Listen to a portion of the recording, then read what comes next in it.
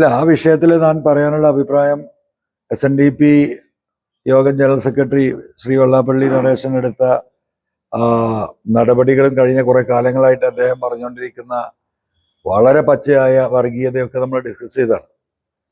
NSS ഇന്നലെ അങ്ങനെ ഒരു തീരുമാനം എടുത്തു എന്ന് വാർത്തയിൽ കണ്ടു. ഞാനത് ഇന്ന് പത്രം വിശദമായി വായിച്ചിട്ടില്ല. എനിക്ക് ആ വിഷയത്തിൽ പറയാനുള്ളത്, ഇവിടെ ഈ സാമുദായിക കക്ഷികളൊക്കെ രൂപീകൃതമായ ആ കാലഘട്ടത്തിൽ അതിൻ്റെ ഉത്തരവാദിത്തപ്പെട്ട മന്നത്ത് പത്മനാഭന ഇതിൻ്റെ കാഴ്ചപ്പാടും അതുപോലെ തന്നെ SNDP യോഗത്തിൻ്റെ ഗുരുദേവന്റെ കാഴ്ചപ്പാടൊക്കെ പരിപൂർണമായും മതേതരമായിരുന്നു.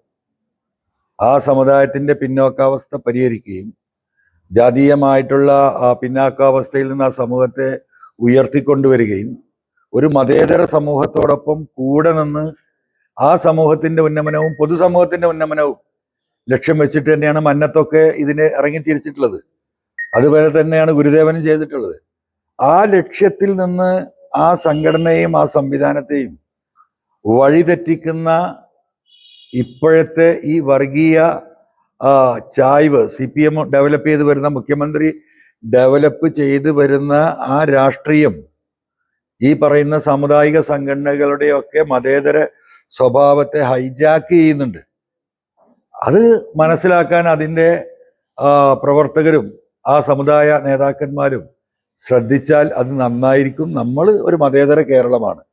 ആ മതേതര കേരളത്തിൽ ഇവിടുത്തെ എല്ലാ സാമുദായിക കക്ഷികൾക്കും ഈ മതേതരത്വം ഇത്രയധികം എന്താ പറയുക നല്ല രീതിയിൽ നിലനിന്ന് പോകാൻ എല്ലാ സാമുദായിക നേതാക്കന്മാരുടെയും വലിയ ഇടപെടലുകളും അവരുടെ കാഴ്ചപ്പാടുകളും അവരുടെ പ്രവൃത്തിയുടെയും ഫലമായിട്ടാണ് ഇന്നും കേരളത്തിൽ ഈ മതേതരത്വം നിലനിൽക്കുന്നത്.